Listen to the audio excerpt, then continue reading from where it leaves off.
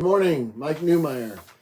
Hope you're having a good weekend and got something nice planned for tomorrow. We've certainly had our share of snow and ice and wind, and so hope things are better today and tomorrow. Okay, before I go any further, my number is 410 902 0464. 410 902 0464. Please call me if you want some help. What kind of help do I give? I help people retire. We do all kinds of rollovers and things like that. We can provide lifetime income. Here's an example. If you're 65 years old, we can get you 7.5%. So 100,000 is $7,500. For every 100, there's $7,500 that you will get every year for the rest of your life. You can take the money monthly, you can take the money annually. It doesn't make any difference, but you can do all of those things. This is a wonderful opportunity for many, many, many people. I have lots of people that see this and they say, 7.5%, how can you do 7.5%? Well, I'll tell you, right now, we can do it. Now, interest rates are going to come down most probably during this year. So this is not going to be 7.5% probably 6 months from now, but it's 7.5% now. So the sooner you take advantage of this, the more money you're going to get the rest of your life. Do you like that? If you like it, call me again, 410 902 0464. Now, what we're going to talk about today is we're going to talk about roadblocks to retirement. And this is a new section. I made a lot of notes. I'll go through them with you. And this is a seminar that I put on and have put on for a long time for people getting ready for retirement. And some of you out there have come to my seminars. And a lot of people will call and say, well, you reminded me of the seminar I attended with you. And that's great. But you said something I didn't hear the last time or I've forgotten. So I hope that something I tell you today, something I talk about today is going to help you in your retirement. If it sparks a memory or sparks an interest, you know what to do. Just call me, okay? And we can go from there. So here are the things that I want to mention as far as what the roadblocks are. And of course, you're going to hear this one from every advisor that works on retirement, that the number one problem, number one roadblock to retirement is not having any kind of a plan. Believe me when I tell you the majority of people that I've met in this business in the last 25 years do not have a plan when they come to see me. And nobody's exempt. I have doctors and lawyers and Indian chiefs, so to speak. I have every kind of person, truck drivers, mechanics, school bus drivers, you name it, all kinds of folks that come in to see me. And most of them do not have a plan. They know what their retirement income will be as far as their 401k. They've been advised of approximately what that will be, or their pension, or they've looked at the Social Security. Maybe they opened themselves. Most people will tell me, what they think their 403b or 401k will pay, so forth and so on, or a TSP, or whatever they have at work. Okay, they've got a pretty good idea. They've talked to people at HR and so forth. And they're thinking about that and their Social Security. And incidentally, you can go on, and maybe I've said this already, but you can go on ss.gov and open an account there, and they'll tell you, precisely what you get at different times when you start. Okay, so they got a pretty good idea on those things. But what they don't have, so they know that's part of the income they're going to have. They know how much money they're going to get, as I said before, because they always say the same thing. I don't know if I'm going to have enough money to retire. That's what I want to establish. And I tell them right away, it's not just the money you're going to have.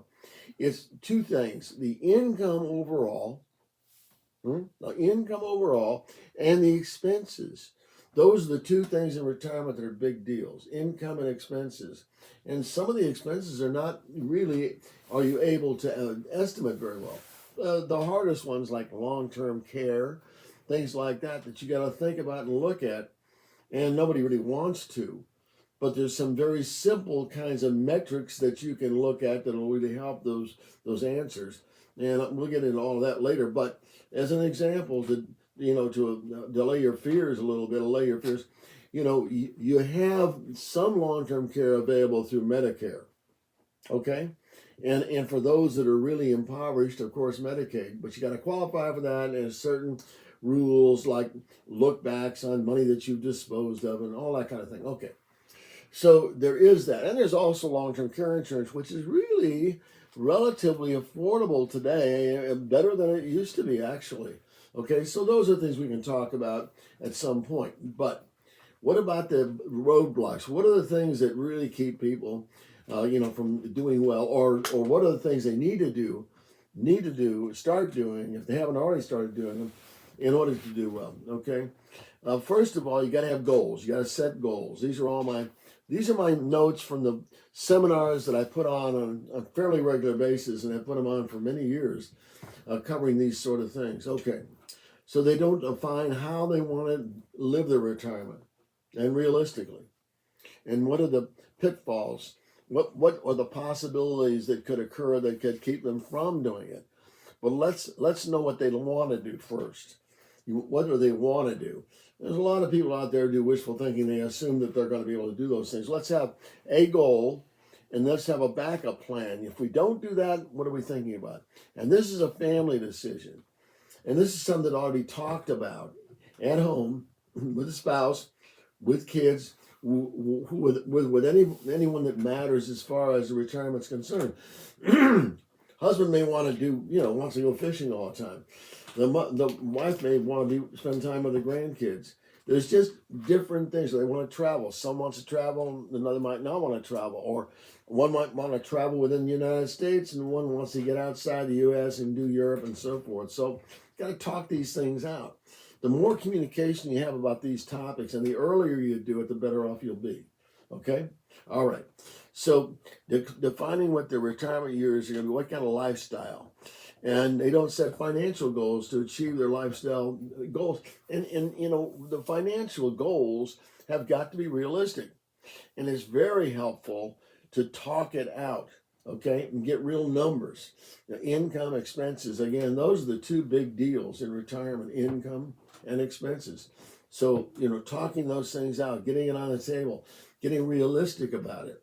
The sooner you start talking about it, the sooner you'll start getting new ideas about it and so forth and so on, and you can flesh out the overall situation that you're going to have. So, all right, and then I tell people, try to be positive about it all. There's going to be pitfalls, but try to be positive. You want to enjoy your retirement, okay? So set aside the negatives and plan for the positive, but be ready to deal with those things that are going to come up that you don't really want to have, but you got to deal with them, okay? If you have somebody in the family that you're going to have to take care of, maybe an in-law, mother-in-law, father-in-law, and so forth and so on, or father or mother. That can happen, obviously. You look at their health and you say, well, I don't know. She or he is not doing that well, or they look pretty vibrant. I don't think they're going to require a lot of help. But those things have to be thought through. Okay, don't make a commitment to be financially successful, mostly because people are afraid to look at those things. You got to really get all your assets together on a piece of paper. And this is what I do with folks, if they want to do plans, they want help with plans, then I'll ask the critical questions, and they'll think of others, and we'll put together a plan of what they want to do and how they're going to pay for it, and then where the income is going to come from, what can they count on.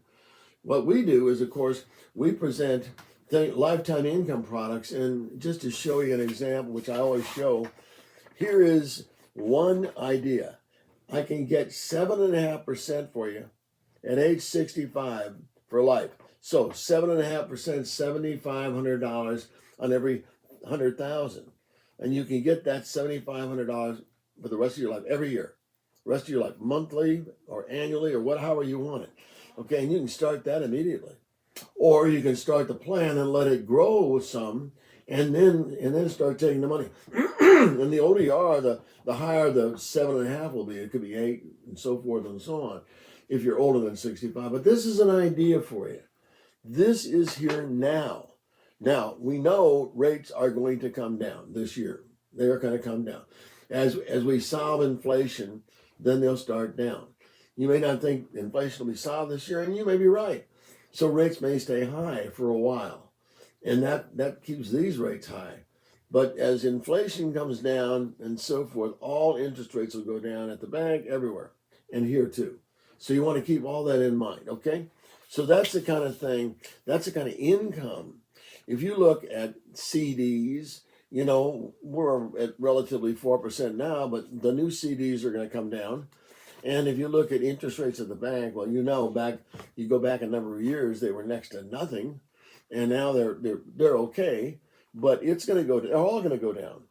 When the federal funds rate goes down, then everything else will go down, and that goes back, to what the Fed is going to do, and so you want to keep all those kinds of things in mind.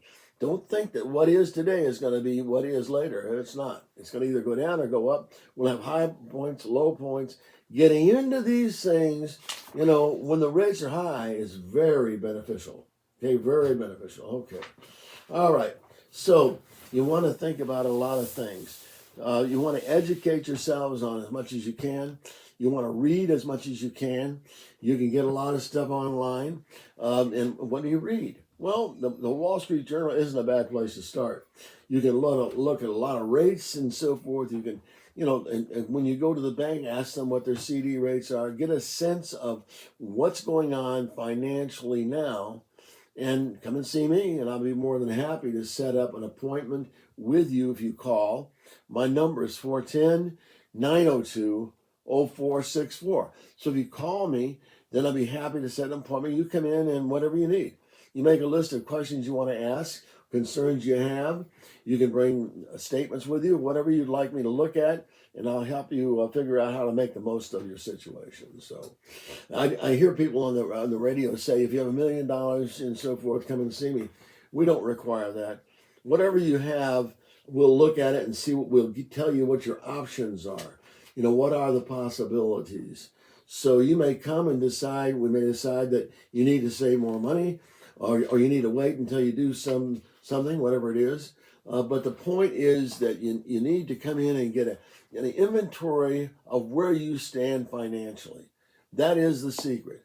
And that covers insurance and everything else, liabilities, what your mortgage is, and so forth and so on. Now, you may plan to downsize. We can talk about all those kinds of things. We can even talk about reverse mortgages if you want to. A lot of people don't like those. Some people do. But I'll give general advice on those things. I'm not a lawyer, and I'm not an accountant, but I've been around a long time. And I'll give you some general advice in any area that I feel knowledgeable about. But I won't mislead you. If I don't know something, I'll just say I don't know. You need to talk to a specialist. You need to talk to a lawyer or an accountant or whatever. Okay. So those are some things you want to think about. Let's see. You have to be committed to the financial thing. A lot of people resist being committed because they just want to spend the money. And I understand that. I like to spend money. And most people like to spend money. And it's okay to spend money as long as you know the results that you're going to have. You have to know how you're going to pay those credit cards. Because credit card interest will absolutely kill you. It's just like what we as a country owe. We owe $36 trillion in national debt, and we've got a gross domestic product in the high 20s. So, you see, we're not good at managing our money on a national basis. So we have to work on those things as individuals or as a family to know where we stand. And the better off you are, the better off you're going to be in retirement, obviously. Investing as early as possible. You're setting an example for our kids on how to invest, how to save money, getting started on college savings, getting started on medical savings accounts, if that's appropriate. There's a lot of things you need to do. Reviewing all your expenses, looking at your credit card. That's one thing good about credit cards. You can look at everything you're spending, okay, and see what you can eliminate or reduce. It's amazing. Credit cards make it real easy to overlook your expenses, doesn't it? Because you're not paying out cash. You're not writing a check. It's just adding up, and you can forget about it. The problem is that's the problem. We can forget about it, and then we have to wake up at the end of the month and maybe only make payments on the interest. That's not a good position. You want to pay down those credit cards on a monthly basis. You want to pay down the credit cards on a monthly basis. I can't even say it that many times. Okay, I know one of my clients who pays the credit card off 3 or 4 times a month. He's an extreme. That's fine. There's nothing wrong with paying your debts on a regular basis. He says, I want to know where I stand all the time. I don't want to wait till the end of the month. Okay, what about planning for the unexpected? The rainy day funds. After controlling your expenses, probably the rainy day funds are the most important thing, okay? Because you have to be ready for an emergency. You probably heard this on television or the radio where they say the average person in the United States could not deal with an emergency of $1,000. Now that's sad, isn't it? You got to have, if I told you what the statistics say about how much you have, you may be shocked, okay? But what they say is that for every year of age, you ought to have at least $1,000 in emergency money. So a 60-year-old ought to have $60,000. Emergencies are a lot more expensive. I have a client that had mold in his house, and he had to get it taken care of. He spent $30,000 after getting a couple of opinions on the cost. Spent $30,000. Well, what if he had to use it from credit cards? What if he had to borrow the money? No, he was very prudent. He had the reserves. So it didn't affect his day-to-day life. Very, very important to have a rainy day fund. Can't stress it enough. Okay, let's see. And of course, investing, if you're investing, well, 401ks are pretty good to teach us how to invest on a regular basis, especially if we have money coming out of our, pay and it's going in there. And if they have a match, that's a good thing too. But that automatic investing could easily go away when you start to retire. When you plan to retire, you actually start to retire. But that's a great discipline. So, getting started with anything that's automatic like that comes out of your checking account, any automatic kinds of plans are beneficial. So keep that in mind. Now, some things like the things we're talking about here, this is a private pension fund that you put the money in, you roll over your 401k or your IRAs or whatever you do, and then it takes care of itself. It's kind of like set and forget it. You start the income and it's going to be there every single month for the rest of your life. And if you're married, then for the rest of both your lives, because your spouse will receive the same benefits after you're gone for the rest of his or her life. So, that's not one you have to worry about adding to, although you can add to one of these plans if you want to. You can add, but most people don't. So you'll know that you have this amount of money. If you put $100 into it, you're going to have $7,500 a year. That's going to, if you're 65, and that $7,500 is going to come every single year for the rest of yours and your spouse's lives. Okay, so you got that coming, and then maybe you have another pension coming, and you know what that is. And maybe you got Social Security, and you know what that is. And you might have some rental income, and you know what that is. Setting aside for repairs, etc., etc. And you know what the taxes are going to be, generally speaking. And once you have a 1-year record, or 2-year record, or 3-year record of taxes in retirement, you can pretty much predict what your taxes are going to be. For the first year, well, you want to ask your tax accountant, what do you think I'm going to experience? What do I need to set aside? And so forth to deal with taxes. Because taxes can absolutely blow your plan. So you want to find out ahead of time the approximates as far as the taxes are concerned. And then planning, we always talk about planning for the unexpected. Let's see. If you're going to leave the state and downsize, you don't just do that without doing research. You got to know what the results are going to be. There's that kind of situation. I know people that have moved over the Pennsylvania line just because you have a better situation there with taxes, and so they're not residents in Maryland. I mean, all those things takes research and help and so forth and so on. Let's see. So those are some of the roadblocks, and then. Let's think about some of the others. Creating a financial statement, and I do this with people all the time. What are the assets? What are the assets? What are the investments? Well, let's take the assets. Cash, checking and savings accounts, money market accounts, CDs, and anything else that is an asset. Property is an asset. There's lots of things that are assets. The ones I just mentioned, though, those assets are basically liquid assets.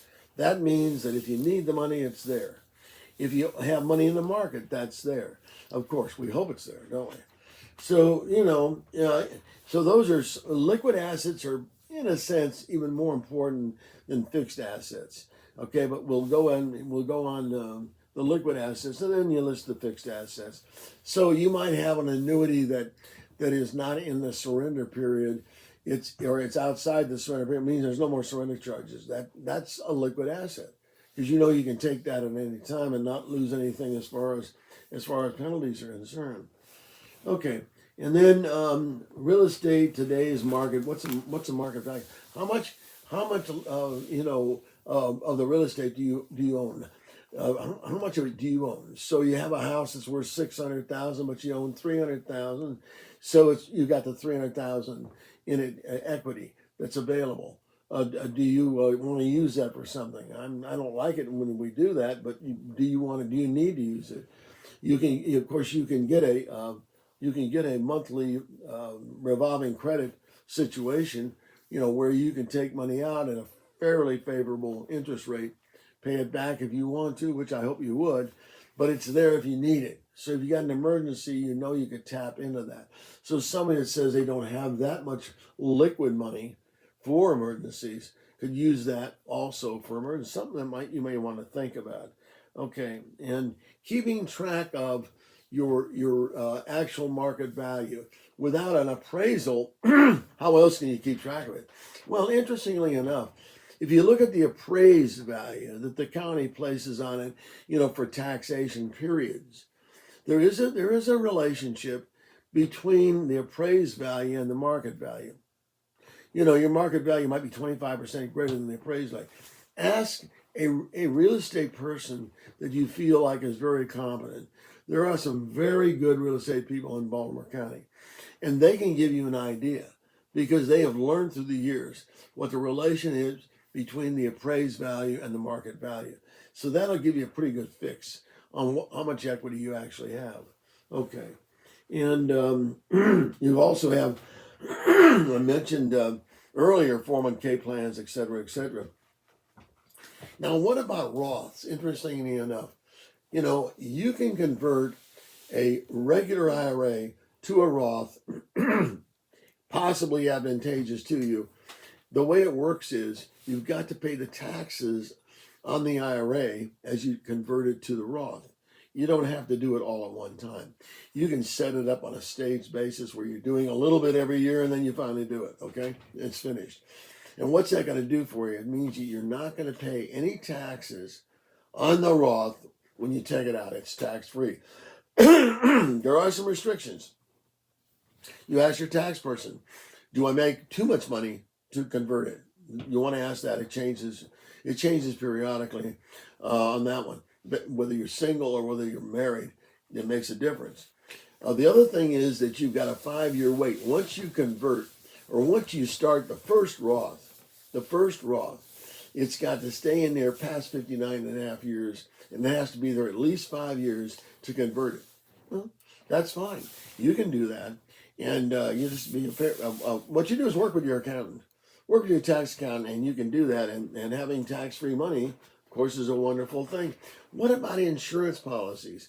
Can you take money out of insurance? Well, yes, you can. You can figure whole life has got a cash. Any insurance policy that has a cash value, the term is borrow, but the truth is you never pay it back. Okay, so you're borrowing and there's no tax on borrowed money. So that's why it's tax-free. Wonderful idea. What you want to do is just leave enough money in the policy to pay the mortality cost, that is the death benefit. And if you do that, then you can take the money out and use it for whatever you want to use it for. There are some policies that are built primarily for that money. You could leave it in, but you could take an Index Universal Life as an example, and you can take something like 75% of the cash value out and still keep the death benefit in place. Those are things I help people with. So, these are different ways to get income. Some of them people just completely overlook. So you need to know what the possibilities are before you make decisions on all these issues. Okay, so let's see. What else do I want to tell you about roadblocks? This is a way of answering a roadblock. Being financially prepared. So these are things you really want to understand. What is free cash flow mean? When you rate, let's say you earn $5,000, let's say $10,000 a month, and you've got fixed expenses of $4,000 that you have to pay every single month. Fixed expenses. Got a mortgage to pay. Got various other things to pay. Fixed expenses. Okay. So past that, let's say it's 5,000 and you got 10,000 coming in. So the other 5,000, is free cash flow. It's not committed. But it'll be used for food and various things, but it's already committed. Then how much of that free cash flow are you putting aside for retirement? Do you have a plan? It goes back to the plan. So the first thing I try to do is sit with people and analyze the cash flow.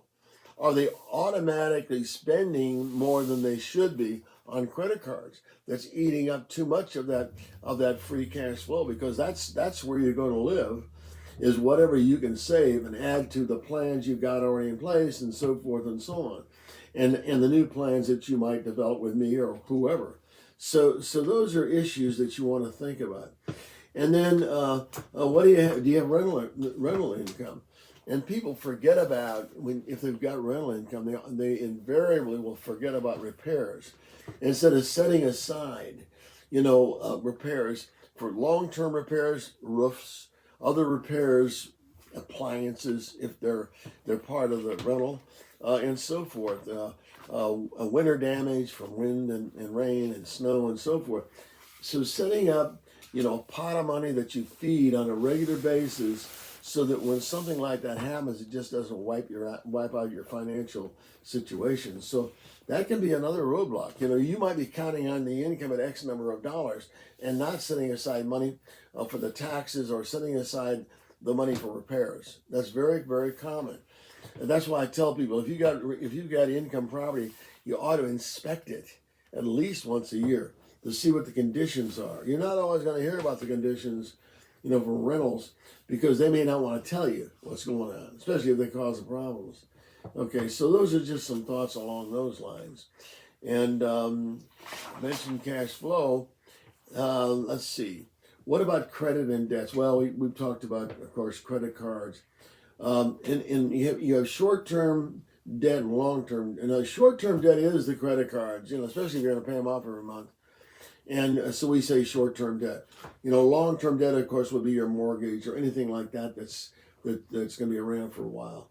People think when they got the mortgage paid off that all of a sudden, they're free. But by the time your mortgage is paid off, you've got repairs that probably have accumulated on your home that you need to take care of. So it takes a while, really, to consider that money to be discretionary. That's no longer being used for mortgage. Okay. So those are some other ideas. And now remember, you can always call me. You can always call me on the telephone, and I'll go over lots of these things. There's lots of things that we can't cover in an hour. Okay, we just can't cover them. I've got about 30 more pages just on roadblocks that we could cover, but we haven't got the time. And so I've talked to you about the roadblocks, give you an overview, and I talked about what we've got available as far as personal plans or whatever. Okay, and in next week we're going to get into distribution, how the money is used and so forth when you get ready for retirement, how you get it, how much money it will be, and so forth and so on.